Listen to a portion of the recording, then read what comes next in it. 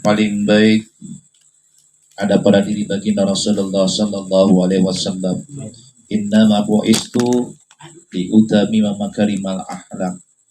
Mudah-mudahan kita termasuk daripada umat beliau yang insyaallah bisa mengikuti daripada ajaran baginda Rasulullah sallallahu alaihi wasallam dengan menjalankan sunnahnya semata-mata mengharap daripada rahmat dan ridha dari Allah Subhanahu wa taala.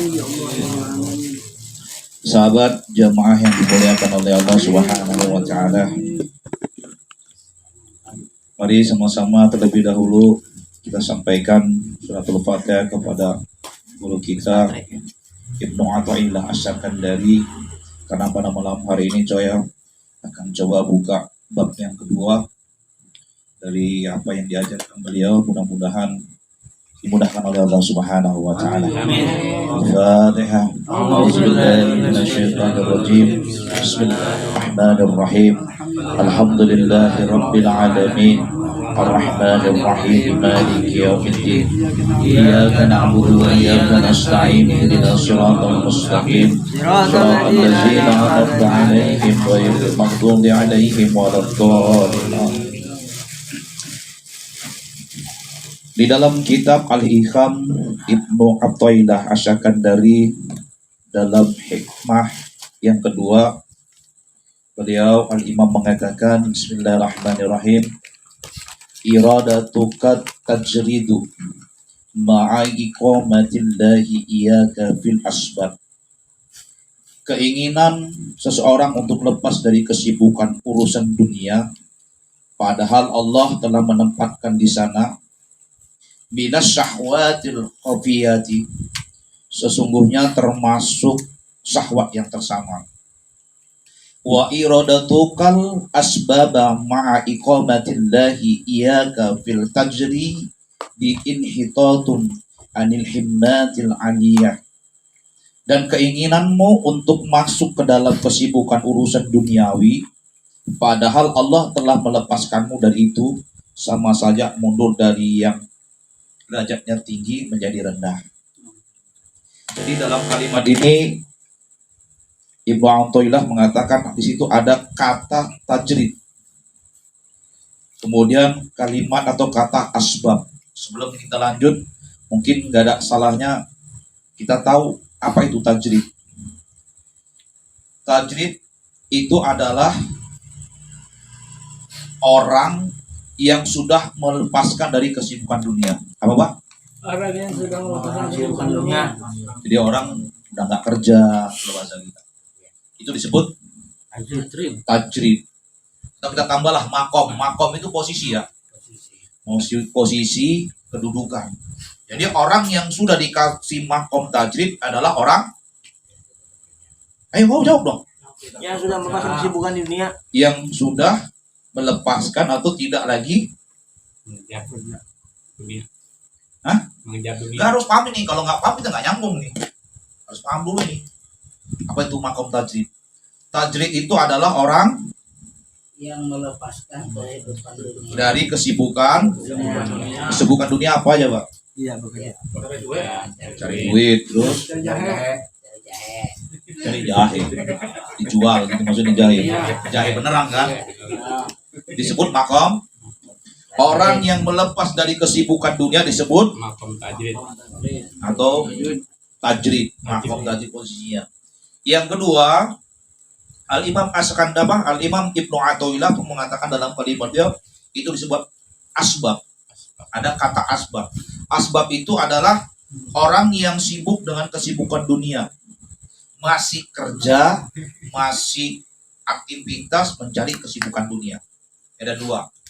Ada yang disebut dengan makom tajrid, ada yang disebut dengan makom asbab. Udah paham nih? Kalau udah paham ini enak nih jelasinnya. Yeah. Makom asbab apa? Orang yang masih dengan kesibukan dunia. kesibukan dunia. Apa? Yang jelas dong, yang jelas. Orang yang masih dengan kesibukan dunia. Orang yang masih sibuk dengan Urusan dunia. Kalau tajrid, Orang yang sudah dilepas dari kesibukan dunia. udah paham tadi ya? Allah. irodatu kat tajrida ma'a iqamatillahi iyaka fil asbab.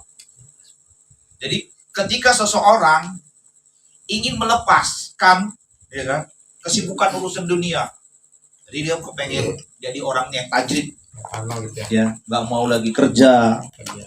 ya kan, nggak mau lagi, pokoknya mau urusan dengan dunia lah. ya urusan dunia dah, pokoknya nggak mau kerja, nggak ini, mau santai.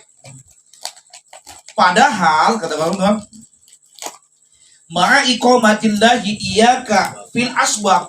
Padahal dia masih dalam posisi asbab, Masih kerja. masih kerja.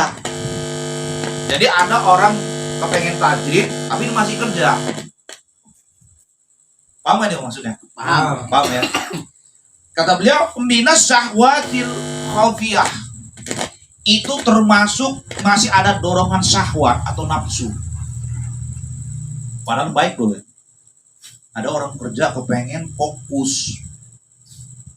Ya, dia kepengen apa? Fokus ibadah. Beribadah. Kemudian sebaliknya, ada orang yang sudah dikasih makam tajrid, kemudian dia kepengen balik. Jadi Asbab. nah, itu aja. Dia kepengen balik ke makam Asbab. asbab. Ini adalah kerugian besar dari derajat yang tinggi menjadi derajat yang rendah. Terus kita posisinya di mana? Ngerti nggak, Bapak Hong? Paham. Paham ya? Allah. Ini agak pelan-pelan ini. Mudah-mudahan sedikit itu paham. Jadi kita biar nggak salah kaprah. Jadi lihat orang yang duduk di masjid nggak kerja kelihatannya enak, kepengen kayak ini. Sementara kita masih kerja. Harus apa yang kita lakukan? Di situ tuh banyak yang sering kita terjebak.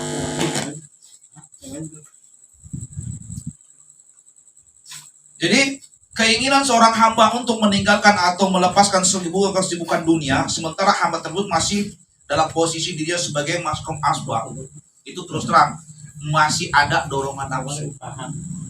Itu keinginan kita. Betul nggak? Betul. Iya. Jadi pertanyaannya, kenapa dianggap nafsu atau syahwat? Kalau posisi kayak begitu kan itu. Kenapa? Karena hamba atau kita tidak mau menjalankan kehendak Allah. Itu kan masih kehendak Allah. Maksain kita. Benar nggak? Maksain. Pak Harbin masih kerja tapi kepengen kayak Pak Warno. Maksain, ngikut, banyak yang terjerumus. Akhirnya apa? Kalau beliau memang dari sononya, ininya tutup, berhenti. Beda, memaksain diri. Jangan diikuti juga. Jadi kalau ada orang yang apa? Dia masuk asbab, kepengen tajrid, kelihatannya baik, tapi itu masih ada dorongan nafsu. Dan di sini banyak orang yang terjebak, yang akhirnya ya susah sendiri, belangsak. Kenapa? Keinginan nafsu, keinginan syahwat. Ya apa kita, bukan keinginan Allah. Masuk ya? Memang ini kajian al-hikam ini jangan tiap minggu, bahaya, makanya sering-sering. Hikam. Bahaya. Kalau main itu nyambung aja, Be. Iya, ya. Ah iya, katanya. Di semua ada semua nanti di sini semua kan ada di sini. Ada yang ada kan? Hah? Ini ada. Ada nanti. Yang merasa sakti ada nanti. Di apa? Bahaya. Hikmah 3 ini nanti ada. Ada nanti. Bahaya ini. Makanya saya udah saya rangkum semua. Iya. Itu dansa sakti lu. Jadi paham kan, Pak? Paham. Tadi tajrid adalah orang yang sudah melepaskan Urusan dunia. kesibukan urusan dunia. Asbab Orang yang masih masih sibuk dengan urusan dunia. Jadi kalau Bapak kemudian masih maskamnya apa makomnya asbab, kepengen tajrid, maksain diri, itu artinya sama kita apa melanggar daripada keinginan Allah. Itu keinginan diri kita, masih ada dorongan nafsu. Betul? Ya. Kenapa dikatakan tersembunyi? Kenapa dikatakan samar? Kan kelihatan bagus kan? Kulitnya bagus loh. Bobo ngerti kerja, mau pengen fokus, kelihatannya kan? Benar nggak? Wajib kelihatannya. Tapi apa? Bisa jadi yang ada di dalam hati kita, di kalbu kita, kita kepengen begitu karena ingin popularitas. Bisa kepengen supaya dilihat orang lebih alim, supaya dilihat lebih ini. Tapi itu masih ada dorongan nafsu. Maka orang yang banyak melakukan ini ujung-ujungnya apa? Dia asik-asik kerja, nggak ada masalah, kepengen begitu, ujung-ujungnya keluarganya sekarang Antara jangan coba-coba Pak. Jadi apa harus mestinya? Apa yang Allah tetapkan jalanin aja dulu. Sampai Allah tuh geser. Itu orang yang arif pilih. Arif pilih itu adalah orang yang paham, yang kenal siapa Allah sesungguhnya. Tuh, Arifin. ya. Arifin lah. Biasanya. Contoh aja gini Bang. Kita ngelihat orang itu orang si A umpama contoh kok rajin sholat di masjid zikir. Sementara kita seorang pekerja atau pedagang melihat si A kepengen kayak dia, gue berhenti deh kerja, gue berhenti deh dagang. Ada Bang, dulu saya kepengennya begitu loh. Lihat orang yang rajin di masjid, masya Allah, kepengen kayak begitu. Pernah nggak terbersih ya? Banyak. Banyak loh. Lihat orang di masjid kayaknya enak kan gitu. Sementara kita kerja, kalau gua nggak kerja berangsa, aku bingung juga kayak gimana kan begitu. Hah? Belum berani kan? Tapi ada orang yang memaksakan diri. Nah di sini keinginannya kelihatannya bagus Pak. Bagus nggak casingnya? Bagus dong. Kok pengen dia apa? Kepengen seperti dia mengabdikan diri kepada Allah. Tapi dia masih kerja. Kepengen. Tapi itu apalah? Itu adalah masih adalah dorongan nafsu, ada syahwat, ada yang tersambung dan tersembunyi. Maka jangan lakukan itu. Kalau Bapak menjadi seorang pedagang, ya dagang aja. Kalau Bapak menjadi pekerja, ya kerja aja terus. Menjadi pengusaha, ya jadi pengusaha yang baik. Jadi ustaz yang baik. Jadi karyawan yang baik. Kenapa? Bisa jadi, Pak, mohon maaf. Orang yang menurut kita udah punya makam tajrid, punya apa sih? Pecatin kan, ente pecatin dulu. Habis. Kayak namun kayak sahwat nih, sahwat. Pegangnya begini. Sahwat ini. Ya kadang-kadang kan agak emosi gitu agak. Kamalnya aja naikin ke atas, Hah? abang pegang. Gini. Kamalnya pegang ke atas. Oh gini. Iya. Cek satu. Disebut mana tadi? Emosi. Oh, emosi. Gue emosi. Iya. Jadi apa? Kalau kita masih kerja, jadi karyawan yang baik. Bahkan jangan salah Pak, jangan fana Bapak berpikir kalau gue orang kerja, orang yang pedagang, orang karyawan terus nggak bisa jadi wali. Bisa. Jadi maksudnya Masih bisa jadi wali, bahkan bisa terkemungkinan. Kerja nggak bisa jadi wali. Selama apa? Ketaatan yang Allah perintahkan masih tetap dijalankan. Untuk mencari ridho Allah Subhanahu wa taala. Betul. Lagi bahaya. Kalau jadi pedagang, jujurlah dalam berdagang. Betul? Kalau jadi pemimpin atau menjadi pejabat, amanah. Kan? Jadi karyawan yang baik. Jadi pemimpin yang baik. Kerja jalan, ibadah jalan. wali namanya tuh. Hebat, Wali hakim. lebih ajib. Kalau jadi orang ganteng gimana? Itu derita lo. Benar Pak? Jadi paham Pak ya? Jangan maksakan diri Pak. Jangan. Memaksakan diri nangkap orang. Iya. Oh, Ketembak. Jangan maksa diri. Kalau masih kerja, udah kerja. iya Kita yang udah berhenti udah diem. Nanti di bawahnya orang yang udah punya makom tajrid terus kepengen kerja. Waduh udah lo berhenti ini, udah nggak kerja lagi. Bahasa kita misalnya udah makamnya tajrid udah berhenti, kepengen kerja. Itu apa? Dari derajat yang tinggi menjadi derajat yang rendah. Tuh. Tinggal pilih. Dalam, bahasanya dalam. Makanya centongnya di bawah.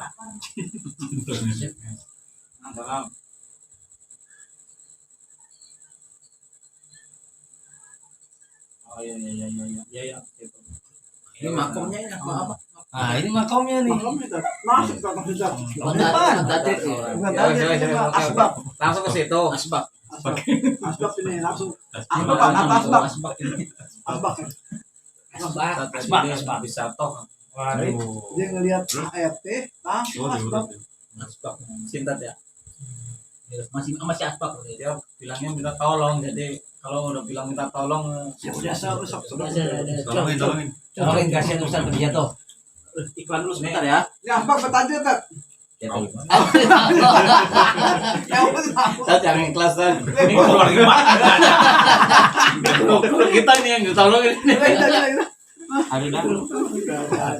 Anu ya paham nih udah jam kontak langsung batin dia tentang jam berapa kan di bisa nih. Go. Salam. Waalaikumsalam warahmatullahi wabarakatuh. Tuh resiko jadi orang ganteng tuh. Dicariin mulu. Ya, Jemput. Gua makan dah.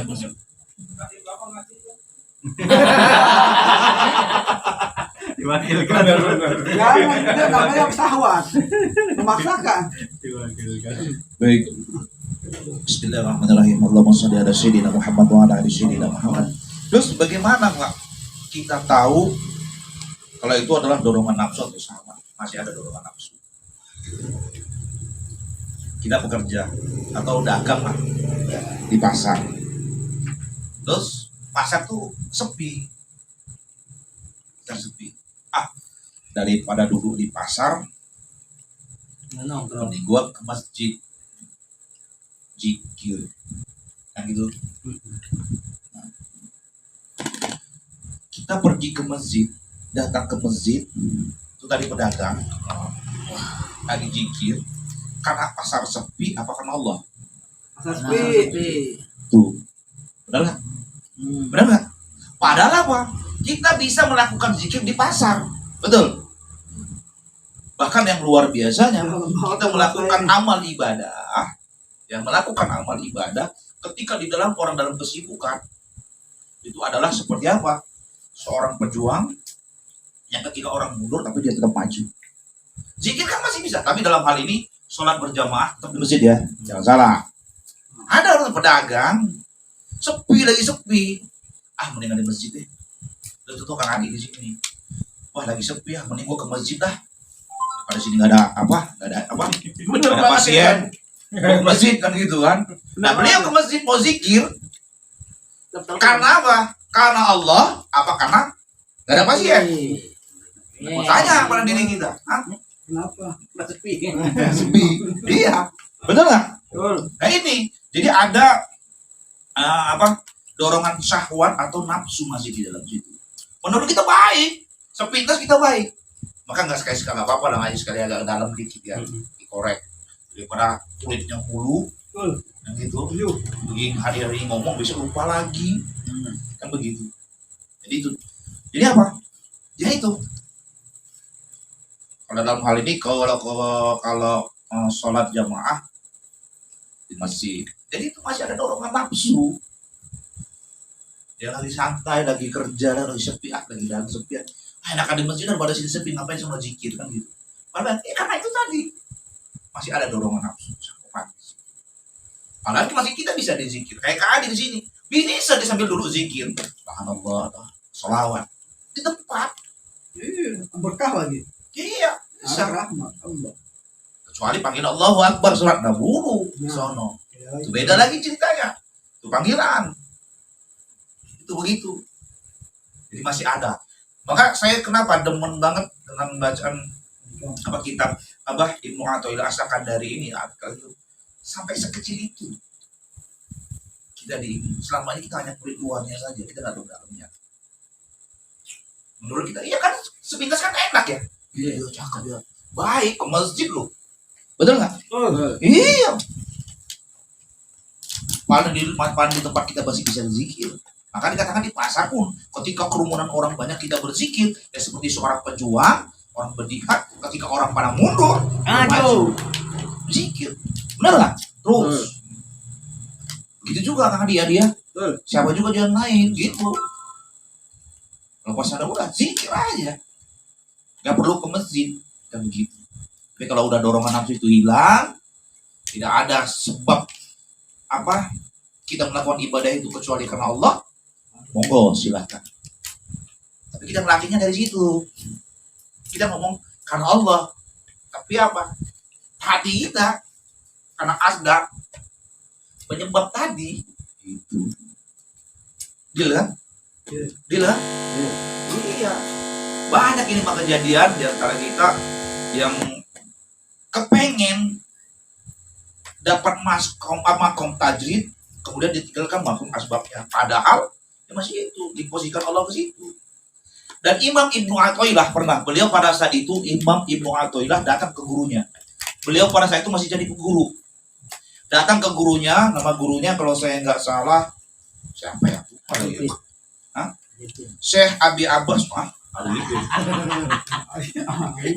Syekh Abi Abbas Al-Mursi. Jadi